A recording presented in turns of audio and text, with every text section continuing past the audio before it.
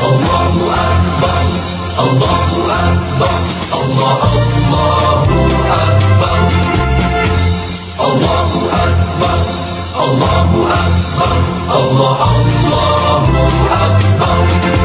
Salam ilahi menuntut kesatuan, maju serta membela kebenaran untuk negara, bangsa dan kemakmuran. Allah tegakkan, Allah tegakkan. Assalamualaikum warahmatullahi wabarakatuh.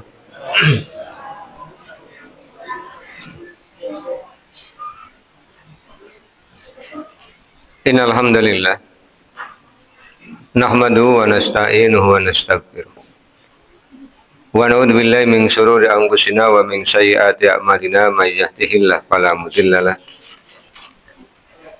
wa may yudlil fala hadiyalah. Asyhadu an la ilaha illallah wahdahu la syarika lahu wa anna Muhammadan abduhu wa rasuluh. Allahumma shalli ala Muhammad wa ala ali Muhammad kama shallaita ala Ibrahim wa ala ali Ibrahim wa barik ala Muhammad wa ala ali Muhammad kama barakta ala Ibrahim wa ala ali Ibrahim innaka Hamidum Majid. Bapak dan Ibu yang mudah-mudahan dirahmati oleh Allah, syukur alhamdulillah mari senantiasa kita panjatkan kehadirat Allah Subhanahu wa taala atas seluruh limpahan nikmat yang telah Allah berikan pada kita. Salawat, salam, dan keberkahan kita mohonkan kepada Allah agar senantiasa tercurah kepada Rasulullah Muhammad sallallahu alaihi wasallam dan keluarganya, sebagaimana Allah telah mencurahkan salawat, salam, dan keberkahan kepada Nabi Ibrahim alaihissalam dan keluarganya. Masih di Kitabul Jum'ah, di pekan yang lalu kita sudah mengkaji bab 11, hadisnya 892, 893 yang berisi peringatan Rasulullah SAW kepada kita semua bahwa tiap-tiap kita adalah pemimpin dan tiap-tiap pemimpin akan dimintai tanggung jawab atas amanah kepemimpinannya, termasuk kepemimpinan seorang laki-laki di dalam keluarga, kepemimpinan seorang ibu terhadap putra-putrinya, kepemimpinan al-khadim, pembantu atas harta tuannya, itu kata Rasulullah akan dimintai tanggung jawabnya. Artinya kita semua tidak ada yang lepas dari pertanggungjawaban nanti ketika kita berdiri di mahsyar, Bapak dan Ibu ya. Malam hari ini kita akan melanjutkan pada bab 12.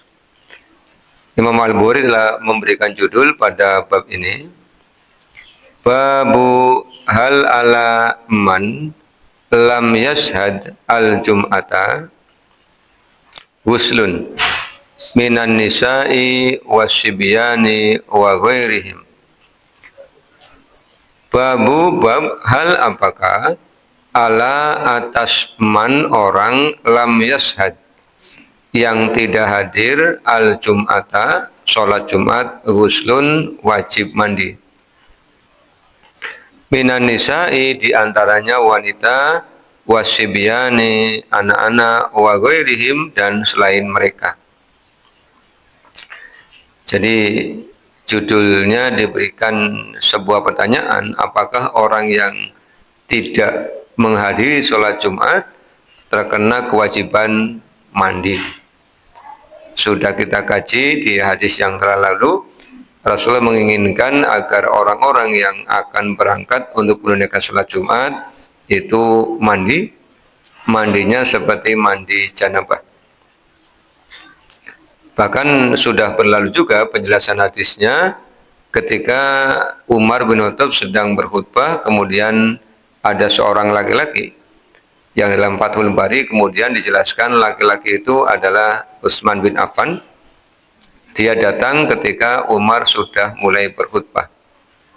Kemudian ditanya, dan Utsman menyampaikan jawaban, dia disibukkan sehingga dia tidak sempat pulang ke rumah untuk mandi janabah, maka dia hanya berwudu. Kemudian Umar menegurnya dengan mengatakan, bukankah Rasulullah memerintahkan untuk mandi? Artinya mandi untuk berangkat sholat Jumat ini menjadi bagian terpisahkan, tidak terpisahkan dari rangkaian untuk pelaksanaan sholat Jumat. Mengawali bab 12 ini, Imam Al-Bukhari mengutip pernyataannya Abdullah bin Umar, ya. Wa qala Ibnu Umaru, dan telah berkata Ibnu Umar, innama sesungguhnya al-ghuslu, mandi itu ala atas man orang tajibu alaihi, yang diwajibkan atasnya al-jumu'atu, untuk melaksanakan sholat Jumat. Jadi kata Abdullah bin Umar, yang diwajibkan mandi adalah orang yang hendak berangkat untuk sholat Jumat. Artinya yang tidak hendak berangkat sholat Jumat tidak terkena kewajiban untuk mandi. Di bab 12 ini, Bapak Ibu, dikenakan ada beberapa hadis dari mulai 894 sampai dengan 898, ya. Ada 5 hadis.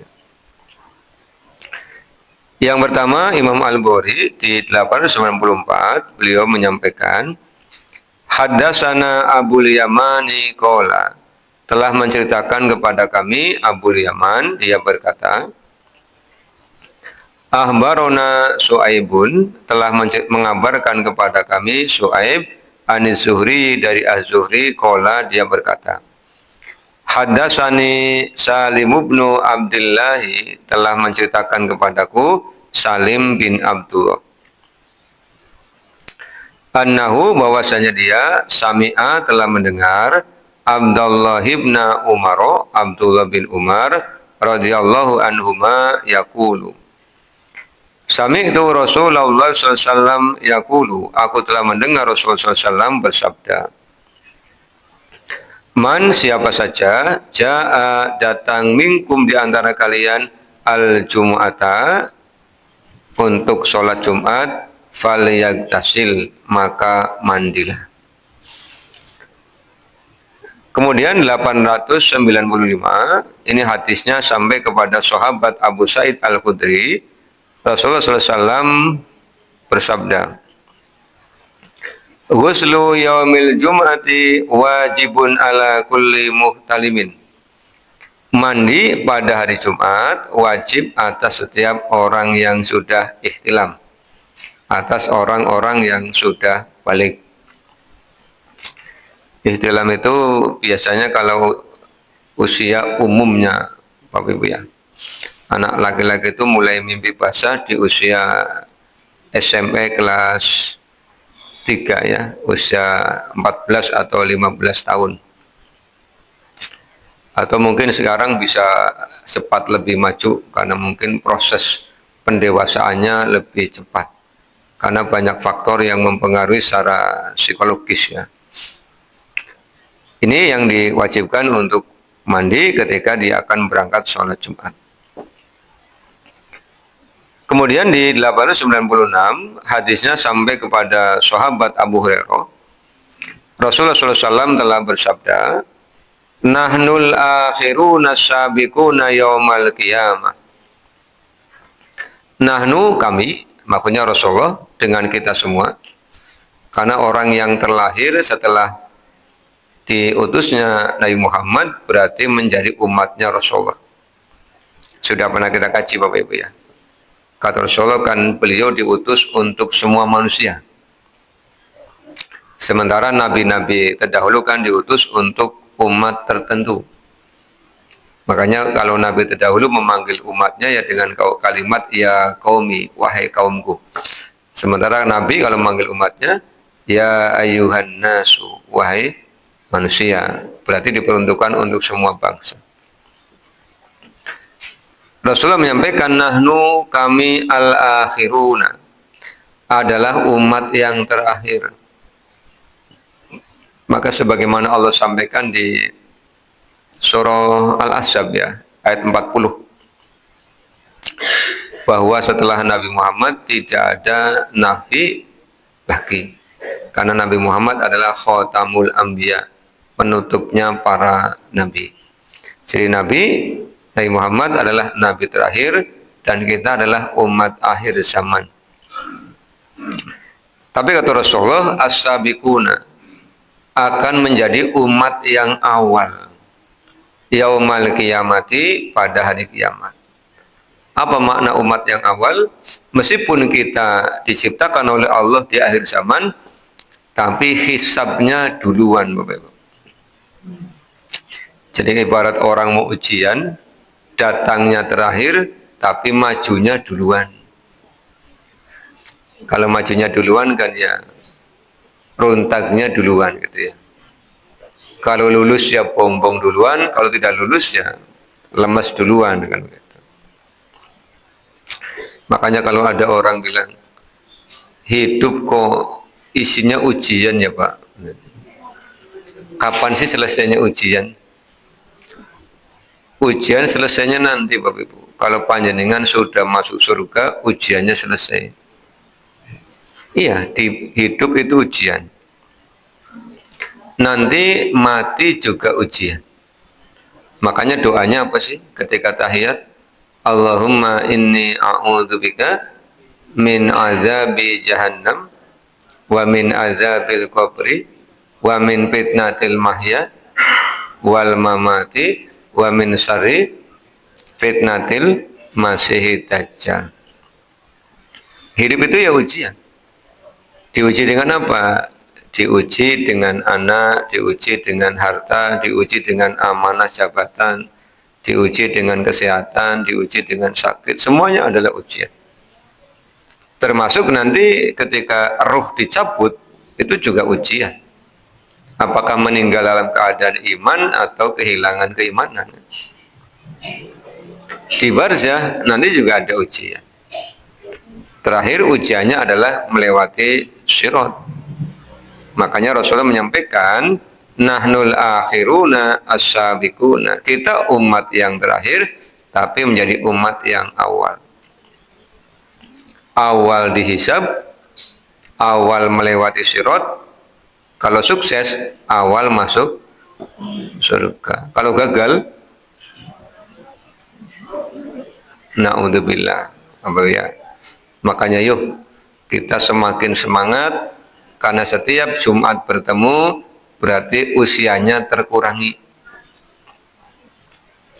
Hitungannya memang umurnya nambah, tapi jatah hidupnya berkurang.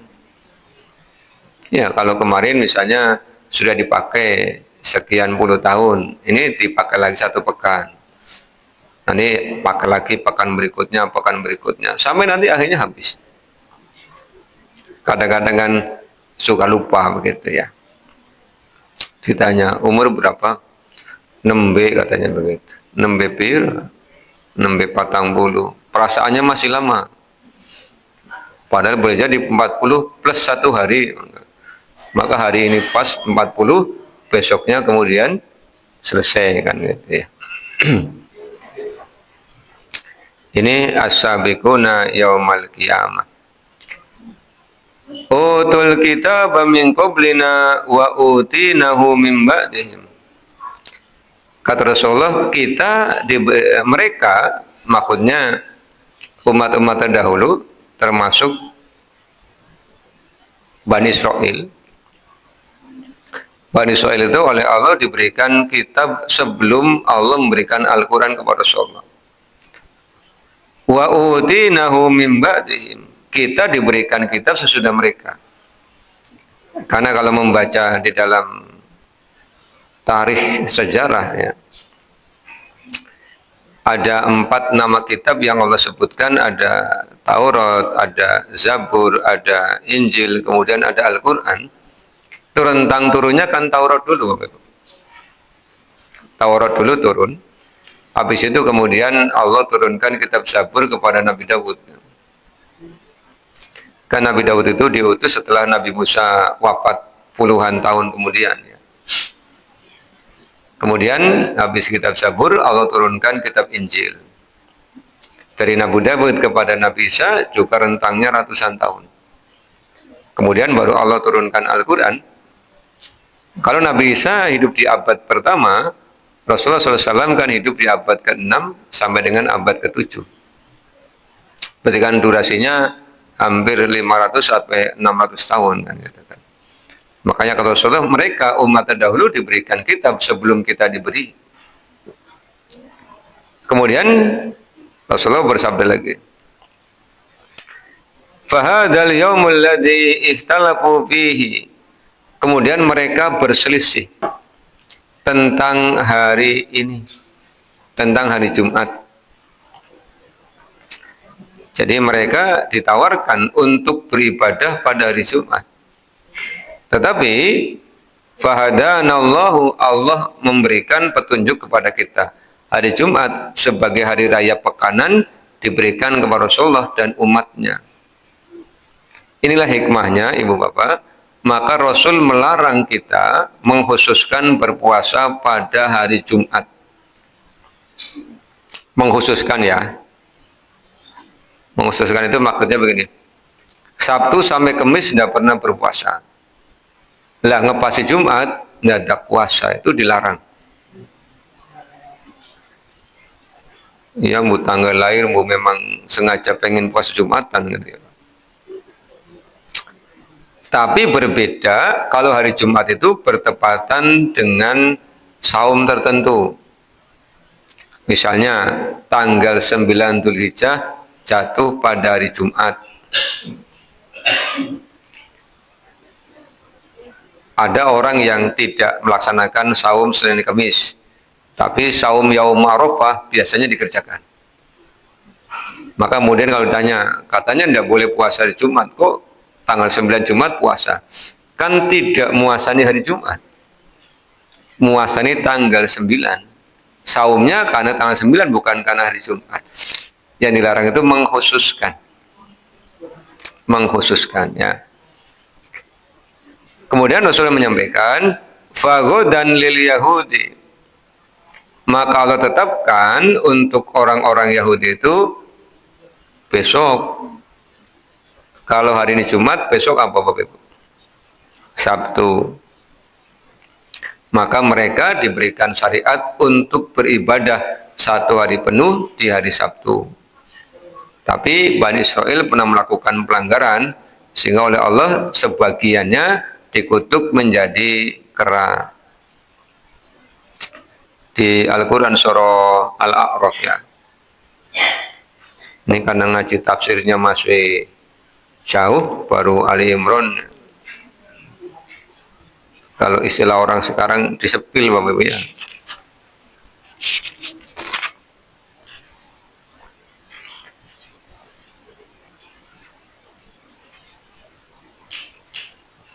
Ayatnya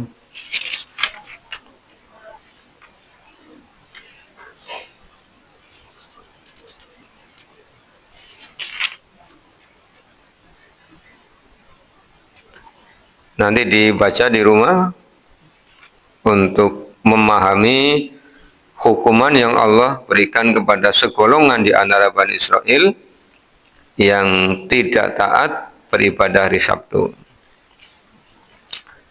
Al-A'raf 163, 164, 165. Ini dibaca di rumah.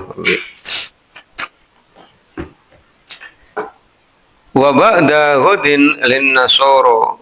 Kemudian sesudah lusa, sesudah besok, hari ini Jumat, besok itu untuk Yahudi, sesudah besoknya besok lin nasoro, untuk orang-orang Nasoro. Sesudah besok berarti hari Ahad ya. Minggu apa Ahad?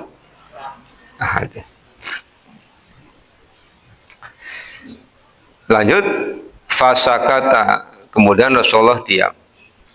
Summa kemudian qala, beliau bersabda, hakun ala kulli muslimin ayyagtasila fi kulli sab'ati ayyamin yauman.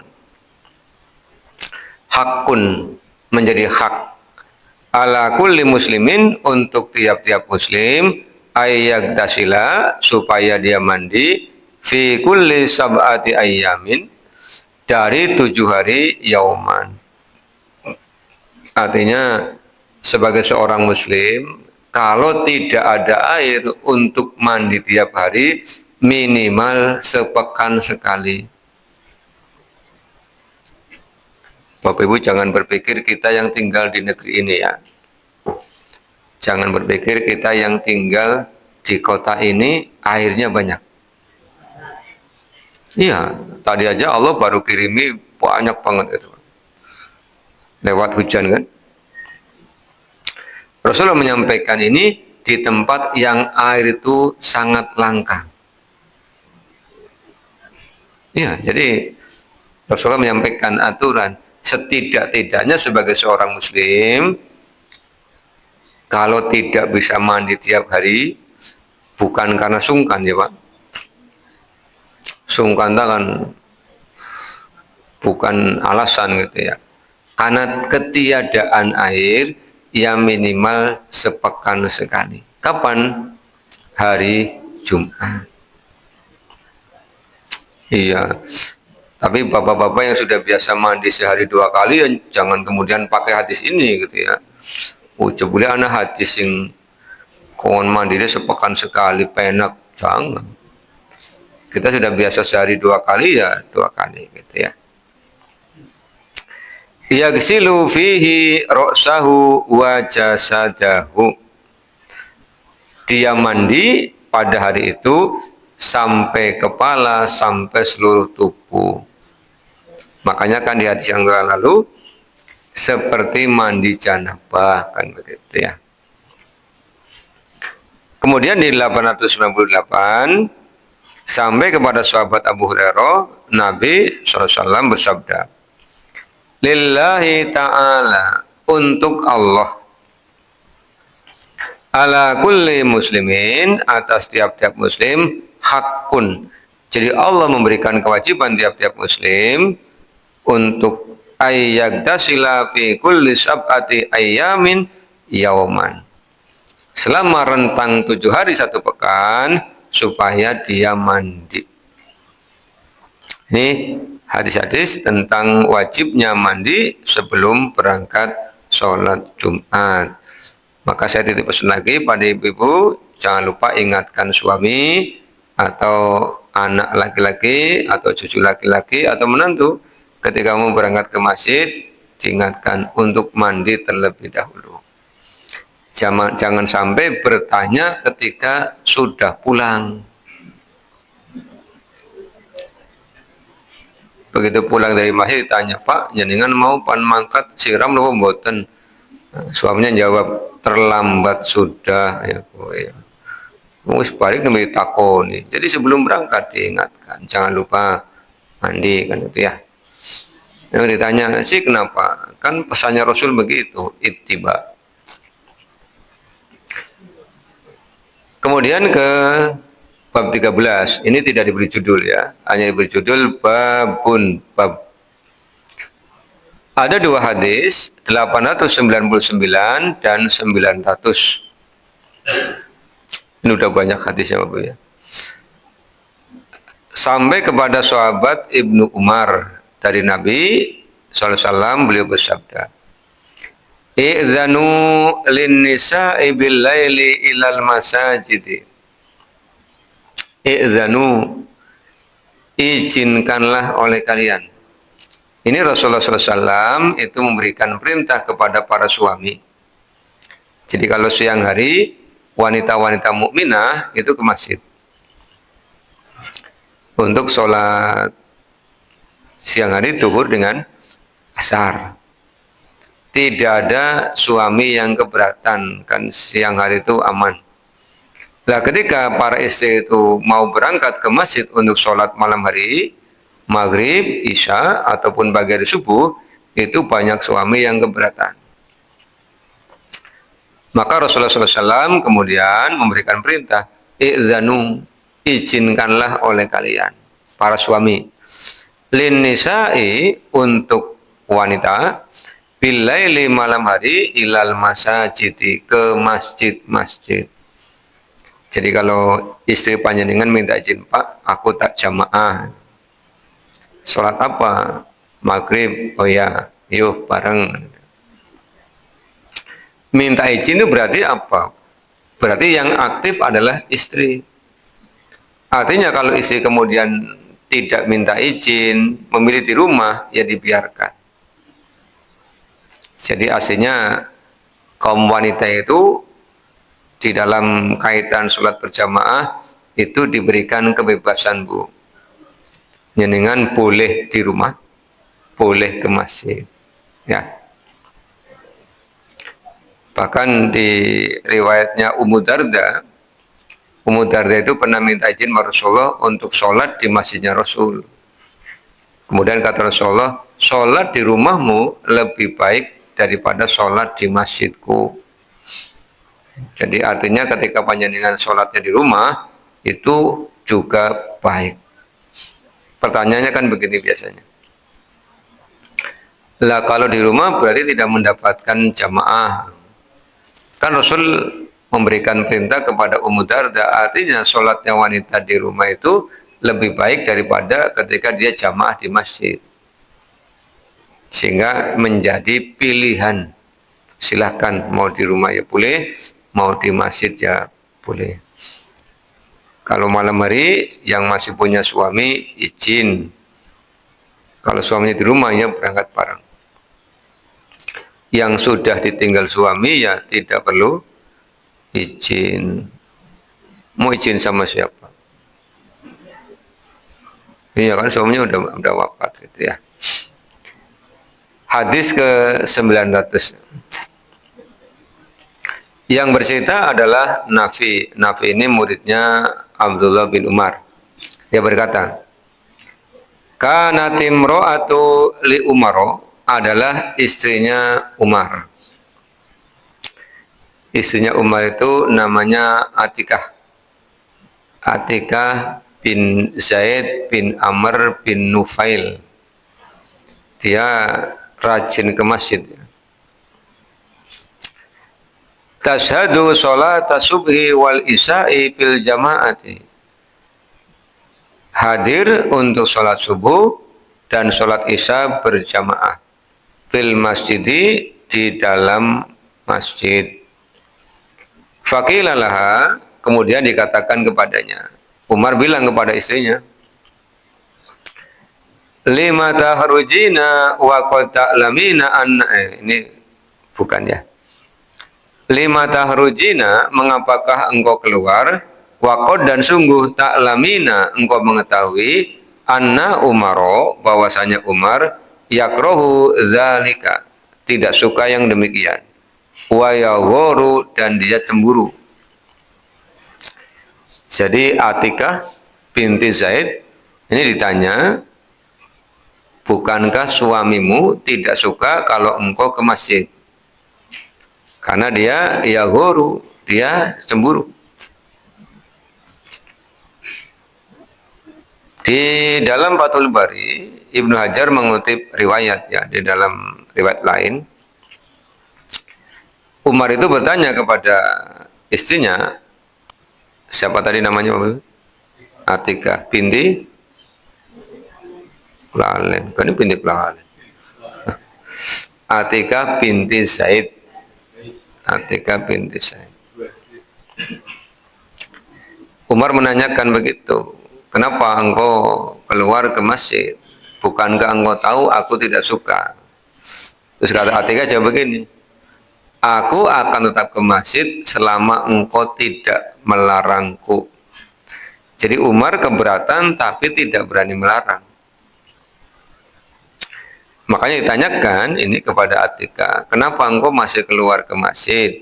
Padahal Umar yakrohu. Yakrohu itu tidak suka. Wa yaghoru, dan cemburu kalau ke masjid. Qalat, kemudian Atikah menjawab, wa ma yamnauhu ayyanhani, apa yang membuat dia terhalang dari melarangku? Jadi kata Atikah, Kalau dia tidak suka dan cemburu, kenapa tidak ngomong? Kenapa tidak melarang? Qala, kemudian dijawab oleh Abdullah bin Umar, yamna'uhu, yang menghalanginya untuk melarang, qaulu Rasulillah sallallahu alaihi wasallam, adalah ucapannya Rasul. Apa kata Rasulullah? La tamna'u ima Allahi masajidallahi. Janganlah kalian menghalang-halangi hamba Allah untuk datang ke masjidnya Allah. Jadi Rasul menyampaikan pernyataan jangan menghalangi. Maka Umar meskipun tidak menyukai istrinya ke masjid karena cemburu, dia tidak berani mengatakan jangan ke masjid. Karena kalau menyampaikan itu berarti dia melanggar larangannya Rasul. Ini masih di Fathul Bari diceritakan bahwa ketika Umar ditusuk, Bapak Ibu, kan beliau ngimami subuh, kemudian ada orang Persia ya, namanya Abu Lu'lu'ah. Abu Lu'lu'ah itu masuk di saat Khalifah Umar sedang ngimami subuh, kemudian dia menusuk Khalifah Umar. Tidak hanya menusuk, tapi digerakkan sehingga lambungnya robek. Dan ketika dia dikejar, dia juga nusuki sahabat-sahabat yang lain. Saat itu istrinya ikut jamaah. Ikut jamaah di masjid yang Khalifah Umar ngimami. Jadi melihat, mengetahui Khalifah Umar jatuh ketika ngimami subuh. Ini dibaca ya di sejarah biografinya Khalifah Umar, bagaimana beliau mengalami penikaman di waktu subuh. Dari 4 orang Khulafaur Rasyidin itu ketiga-tiganya kan melalui proses pembunuhan. Khalifah Umar ngimami subuh ditusuk oleh Abu Lu'lu'ah. Kemudian Khalifah Utsman Ba'da Isa, rumahnya dikepung. Kemudian orang-orang yang memberontak datang masuk dan menyebabkan beliau terbunuh. Khalifah Ali juga ngimami subuh. Jadi dari 4-empatnya hanya Khalifah Abu Bakar yang melalui proses sakit ya. Ketiga-tiganya melalui proses pembunuhan. Lah ketika Khalifah Umar tadi tusuk, itu istrinya ikut makmum di situ. Kalau membaca memang luar biasa ya. Begitu luka diobati, obatnya keluar. Karena lambungnya robek, jadi ada ususnya yang putus. Itu kan membaca itu ya ngerentes ya jengkel sama Abu Lu'lu'ah. Dia orang Persia yang datang ke Madinah dibawa sebagai budak dan nampaknya merencanakan untuk melakukan balas dendam karena Persia akan ditaklukkan oleh pasukan Muslim pada saat kekhalifahan Umar bin Khattab ya. Kita ke bab 14. Boleh tidak sih laki-laki tidak Jumatan? Ini ada babnya. Babur rusati illam yahdir al-jum'ata fil matori.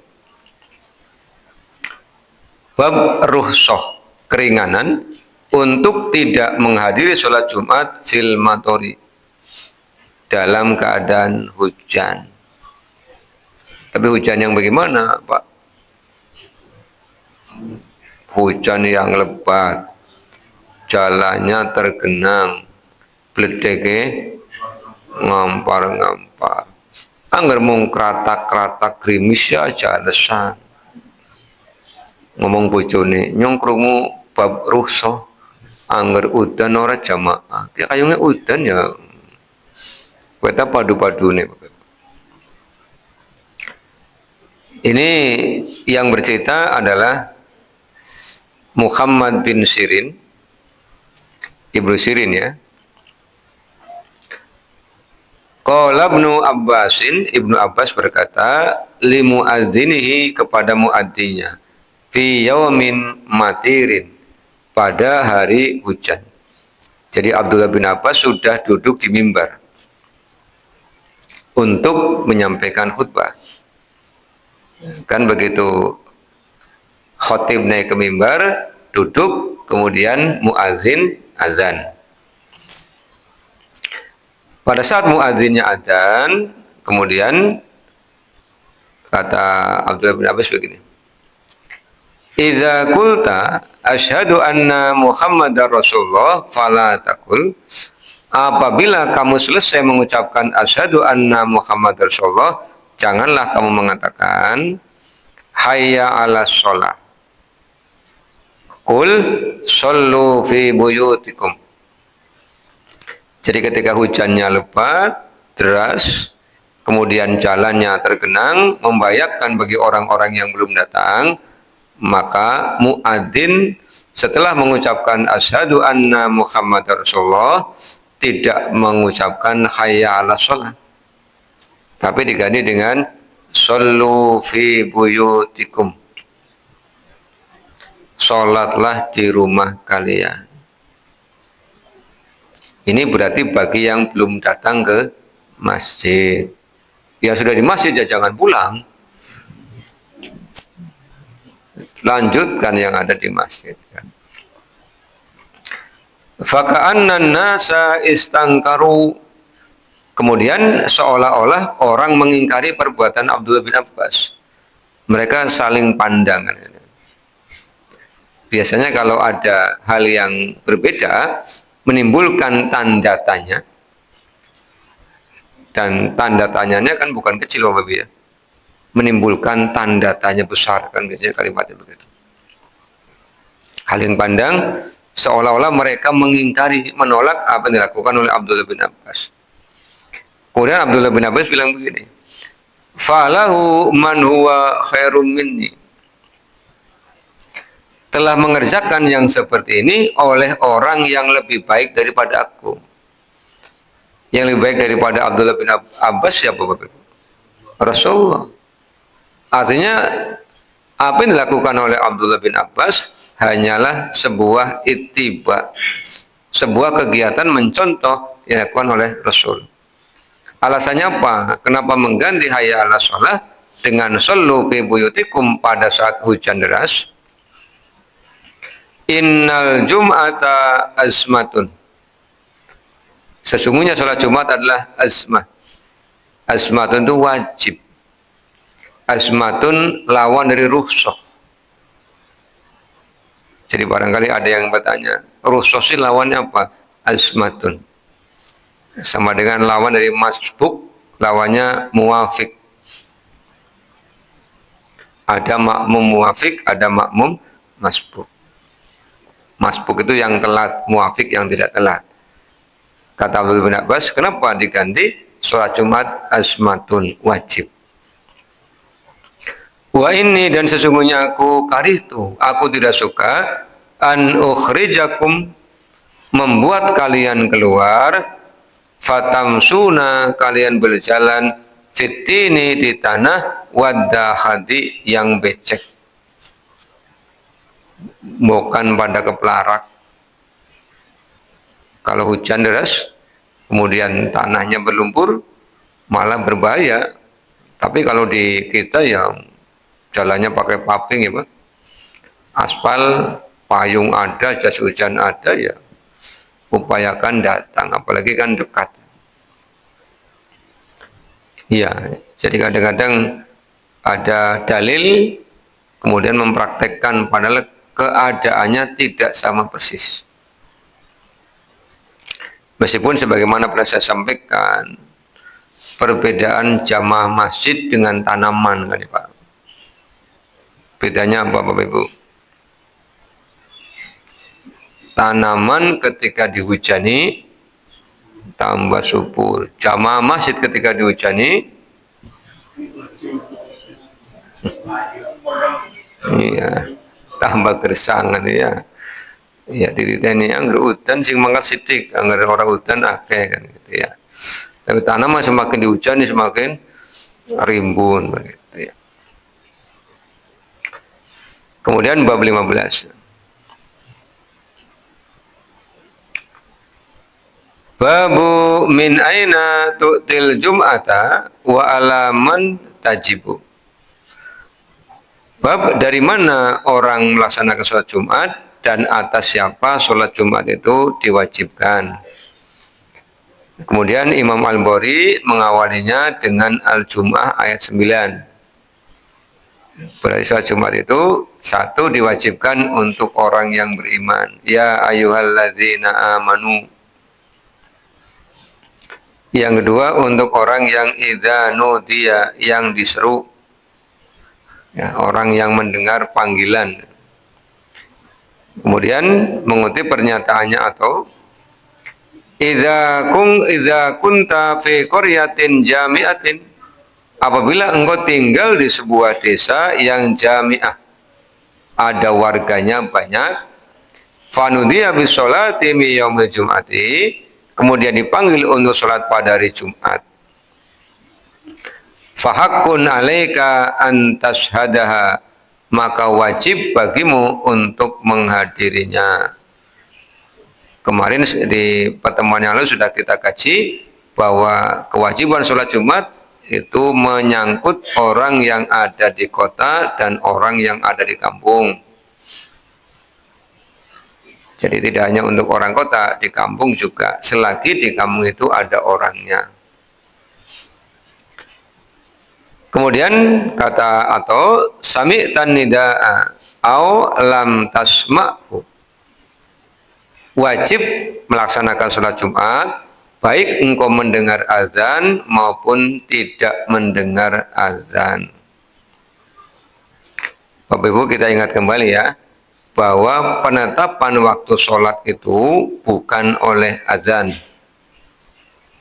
Penetapan waktu sholat itu berdasarkan peredaran matahari. Lalu azan itu apa? Azan itu panggilan sholat berjamaah. Jadi jangan sampai kalau mati lampu tidak kedengaran azan kemudian tidak sholat. Lingak-linguk kan yang sholat laka adzan kayak tetap. Karena apa? Waktu sholat itu oleh Allah tetapkan mengikuti pergeseran matahari kan. Makanya nama waktu sholat itu kan menggunakan nama waktu.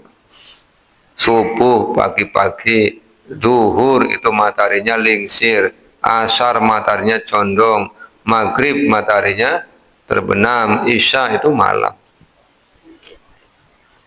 Jadi meskipun misalnya listrik lagi padam, ya tetap hari Jumat ke masjid.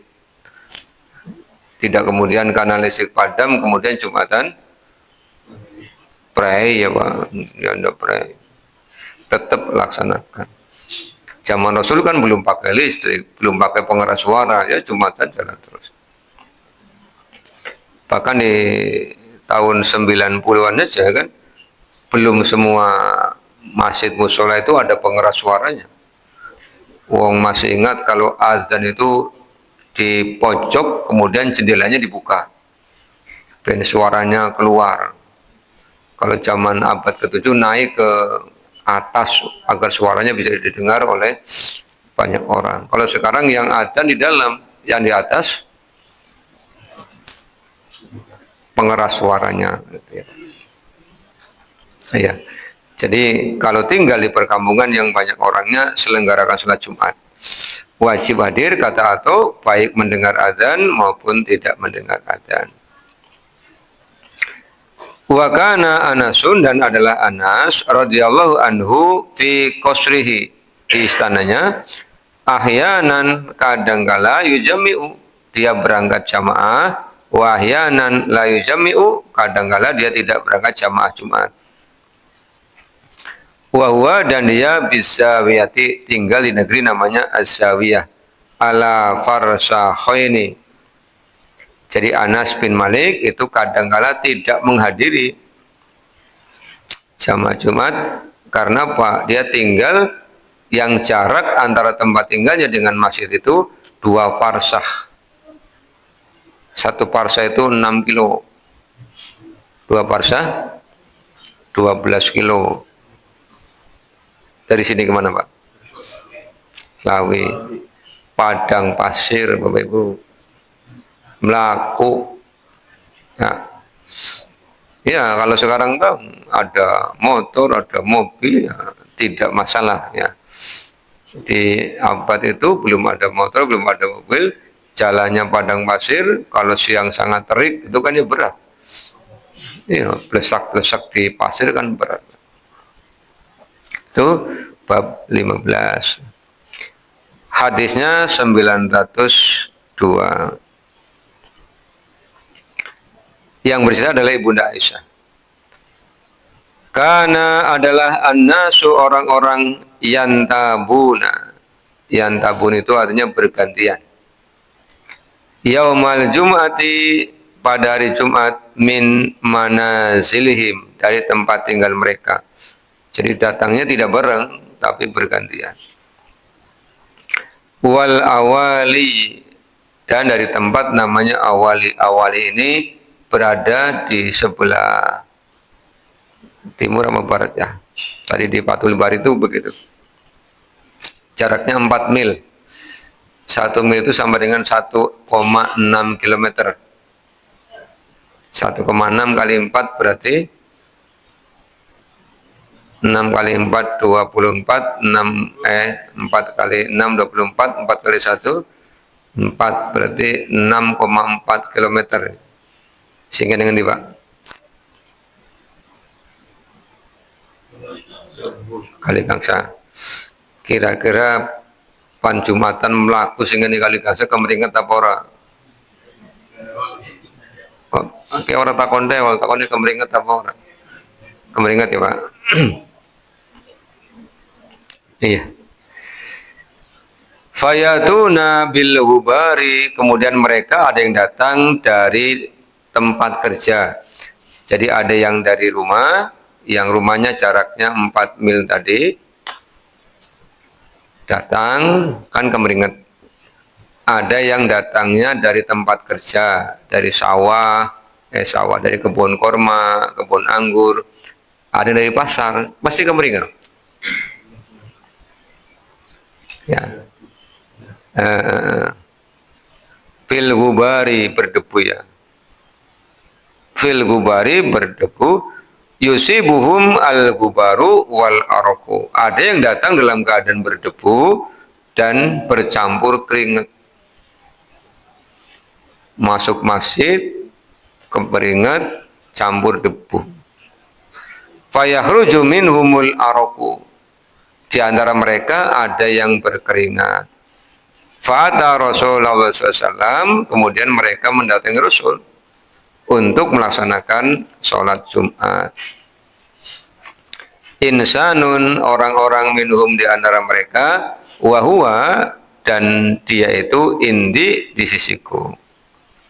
Kemudian Nabi-Nya bilang begini, jadi asbabul wurudnya, kenapa Nabi merintahkan mereka wajib mandi sebelum sholat Jumat tadi Pak? Iya, datang langsung dari tempat kerja, datang dari rumah yang rumahnya jaraknya jauh, kemudian berkeringat di masjid siang hari. Jangan bayangkan masjidnya ada AC-nya, kan belum ada AC. Jadi kan aromanya campur aduk ya. Kalau permen kan nano-nano ya Pak. Rasulullah bilang begini, lau annakum tatohartum liyaumikum hada. Lau seandainya annakum bahwasanya kalian tatohartum, kalian bersuci liyaumikum hada untuk hari kalian ini. Jadi karena ini hari spesial, upayakan kalian mandi. Jadi dari kebun pulang dulu ke rumah mandi. Yang dari pasar pulang dulu untuk mandi sehingga keringatnya lenyap. Kemudian Rasulullah kan memberikan perintah lagi, pakai pakaian terbaik, pakai pewangian, pakai minyak apa? Minyak rambut komplit. Jadi ke masjid itu harum. Bahkan sampai dibilangi kalau minyaknya habis silakan minta minyak dari minyak wangi punya istrinya kan gitu ya. Ya kalau minyak wanginya habis silakan. Iya dan normalnya manusia itu kan suka dengan wangian. Jadi begitu masuk masjid aromanya kan dinikmati oleh dirinya juga oleh yang lain. Begitu masuk masjid kan mempunyai wangi. Iya, ya terserah bapak-bapak ya. Tergantung selera. Mau pakai aroma apa misalnya ya silakan. Yang suka melati ya silakan aroma melati. Misalnya ada lagi aroma mawar misalnya. Kesturi misalnya. Atau ada istilah minyak wangi malaikat subuh misalnya ya silakan. Ya, nanti tinggal datang aja di Tegal itu banyak yang jual. Tinggal datang, nggak dipakai. Tidak hanya kalau mau bekerja, tetapi juga ketika mau sholat Jumat. Ya. Jangan sampai kalau mau bekerja dipakai, sholat Jumat lupa. Atau mau kondangan kadang-kadang minyak wangi ini semprot sana sini sana sini. Iya, tapi kalau sholat Jumat kadang-kadang lupa. Ketika melakukan itu niatnya satu melaksanakan perintah Rasul kan begitu ya. Ya, jadi nanti dianggarkan untuk beli minyak wangi. Nggak usah yang mahal, yang penting wangi. Ya. Kalau nggak ada sih Pak, ya semprotan kayak apa sih nggak sok pakaian kan wangi. Ya. Yang boleh tidak ada sih, sana sudah ada, sudah mepet waktunya, ya sudah pakai yang itu kan tetap wangi. Atau kalau enggak ya pakai sabun yang wangi kan gitu ya. Selesai sampai 902 babnya 15 Bapak Ibu. Untuk bab selanjutnya kita akan kaji di pekan yang akan datang. Cukup ya? Samrit maning. Para kali mau pada berwudu yang merasa batal. Kita tutup dengan baca doa kafaratul majelis. Subhanakallahumma bihamdika asyhadu an la ilaha illa anta astaghfiruka wa atubu ilaika. Wa minkum. Assalamualaikum warahmatullahi wabarakatuh.